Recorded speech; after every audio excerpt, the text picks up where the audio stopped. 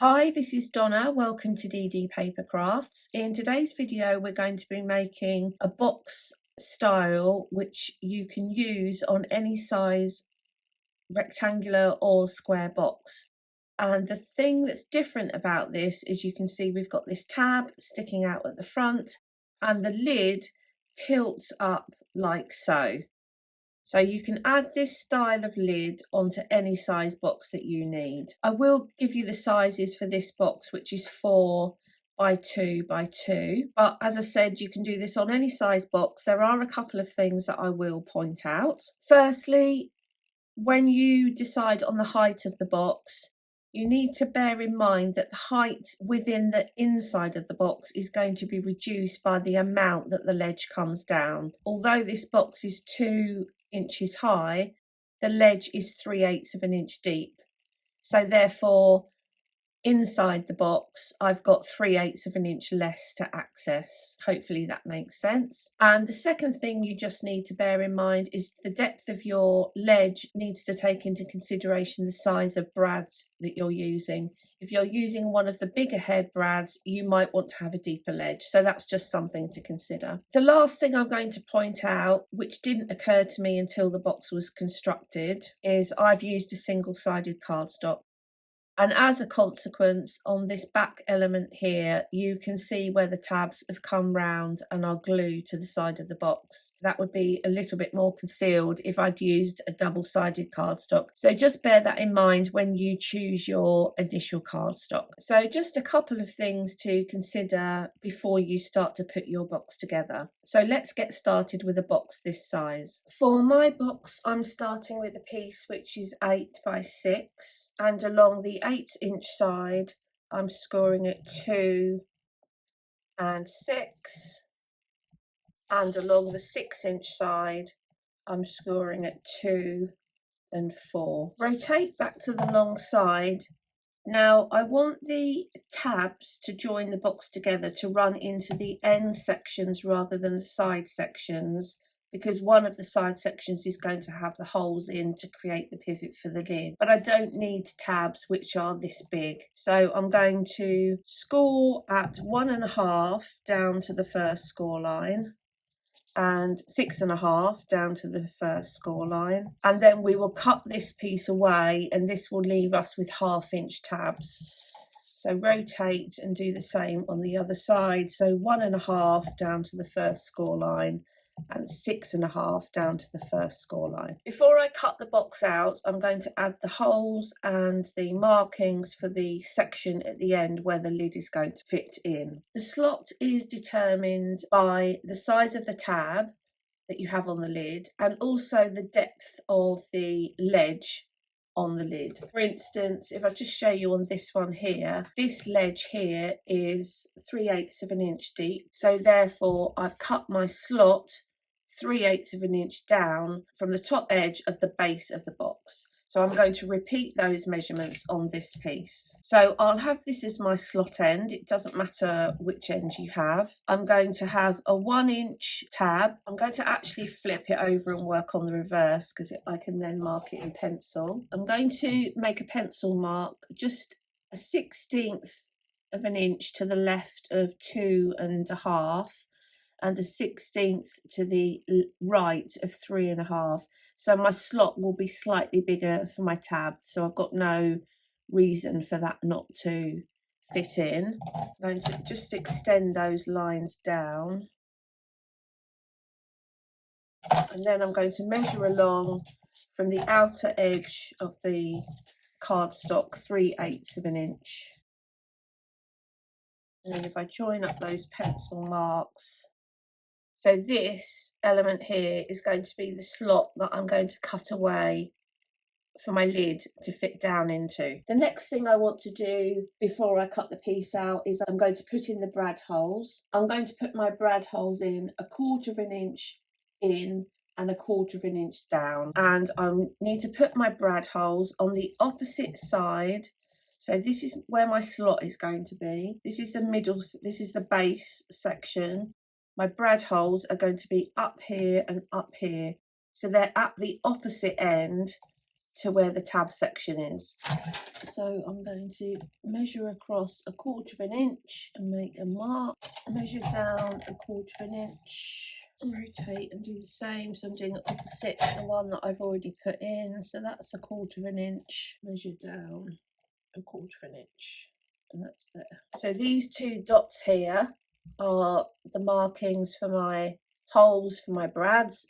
So they will be 1/4 inch down from the top edge of the box and 1/4 inch in from the back corner, as it were, of the box. So we can now cut our piece out and put our holes in. So I'll put my holes in first, and I'm actually just going to use a pokey tool. I can put the hole over an empty track, as it were, and just use the space in the track to put the hole, and then do the same at this end. So that's fine. So that's my holes for my brads. So we'll start by folding and burnishing. So we'll do our cutting. So I've got the non-tab marked end in front of me. I'm going to cut down the first score line up to the horizontal, like so. Do the same on this side, like so. Rotate, and now I'm going to cut away all the excess beyond the 1/2 inch score line that I made to reduce the size of that tab. And take a wedge.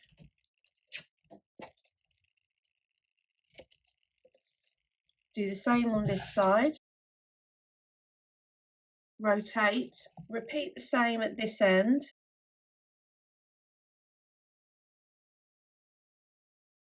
Now, before I shape these, I'm going to cut my slot for the lid into this end section. And I'm just going to wrap the tab around, and I can see that the tab is going to run beyond, the tab runs into the slot. So I'm going to cut a little bit more away from that one, and I'll do the same on this side. And now when I pull the tabs around, I should find that the tab does not go beyond the cut line for the slot. So I can now add some shape into those. So we can now add our adhesive onto our tabs, and we can bring the sides of the box up and glue the box together. So that's the base of our box. So we'll now make the lid element. Now the lid element for my particular box is 2 3/4 inch wide by 4.5. And this measurement is based on a 3/8 inch ledge plus the width of the box, which was 2 inches, plus a 3/8 inch ledge, and the length of the box 4 inches plus a 1/2 inch tab. Along the short side, I'm going to score at 3/8 inch, rotate 180 degrees and score at 3/8 inch. I'm going to flip the piece over, so work on the reverse so I can put some pencil marks in. And on the long side, I'm going to mark just across at 1/2 inch from top to bottom. Rotate, line my left-hand score line up with the 1/2 inch track. So my second score line is now at 2.5 inches. And I'm going to make a pencil mark at 1 inch and 2 inches. Just join that up to the pencil line.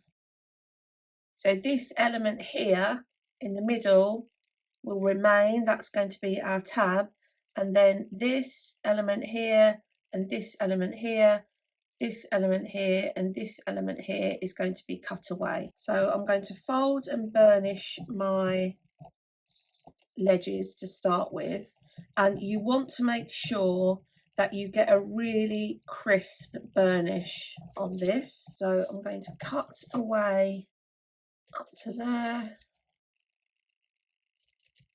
rotate and cut that away. So that's the lid.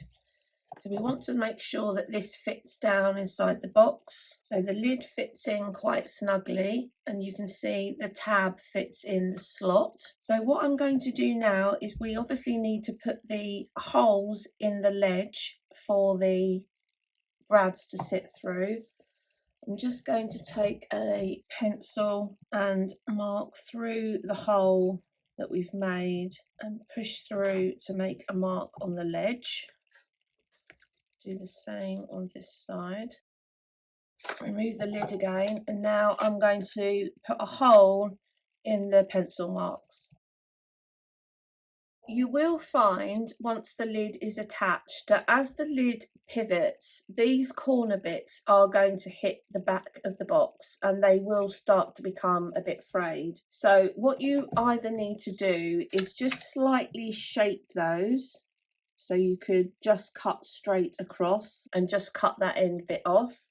Or what I'm going to do is use my corner rounder to round those, but obviously I appreciate not everyone has a corner rounder, so I'm going to do the other end as well, just so that there's some consistency. And I'm also going to do the front of the tabs. So take your brads. Now the brad is going to go through the ledge and then through the box. Do the same on this side. So now I can split the pins. Because of where we've positioned the holes and we've put the pins, the legs through this way, obviously you don't then need to worry about covering this band.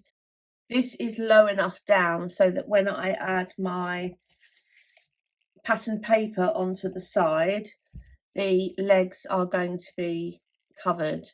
But what I might need to do is snip off a couple of millimeters from the end of the leg on this side so that it's not visible underneath. So that's effectively our box made. So now you can see we can lift the lid up. The lid is pivoting. The curved edge on the ends means that the corners of the ledge are not getting stuck at all, and the lid is fitting snugly down inside the box like so. Now you could of course make that tab slightly smaller, actually cut some of that away, because with this size of the box it looks a bit disproportionate, so I might slim that down a little. But now the box is effectively ready for decoration. Here's the finished box. I've added the DSP onto all the sides and I've just left a 1/8 of an inch border all the way round, and also I added a piece of red liner tape over the legs of the brads so that the patterned paper could stick on top of the brad. I did cut down the length of the tab in the end and again just rounded off the corners. So the box doesn't take too long to put together really, and you can obviously make this style of lid on any size box that you need. So there we have today's project. I hope you've enjoyed today's video. If you haven't done so already, please consider subscribing to the channel, and until next time, thanks for watching.